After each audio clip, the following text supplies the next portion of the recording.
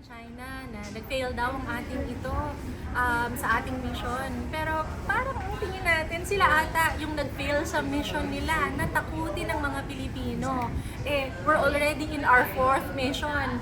Ibig sabihin, ilang taon na nila tayong sinusubukang takutin, pero tuloy-tuloy pa rin tayo sa ating pag-civilianize, pag-regularize, at paggawang normal na ang Pilipino ang naglalayag sa West Philippine Sea. So, ibig sabihin, China ang hindi nagtagumpay sa kanilang misyong takutin at hatiin ang mga Pilipino.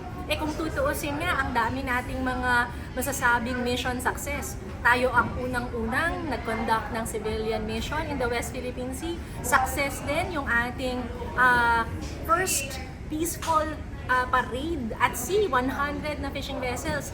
Tapos tagumpay din yung first ever historic peace concert sa territorial waters ng Pag-asa Island. Actually, historic din nga na first time nakapag-live coverage ang foreign and local media sa West Philippine Sea. So, ang dami nating mga historic na nagawa. Bukas naman, historic din, first time na magkakaroon ng mag-jet ski sa may Pag-asa Island at parte, of course, ng West Philippine Sea. Kaya, para sa atin, tagumpay ang ating misyon at mukhang China talaga yung hindi nagwagi sa kanilang pananakot sa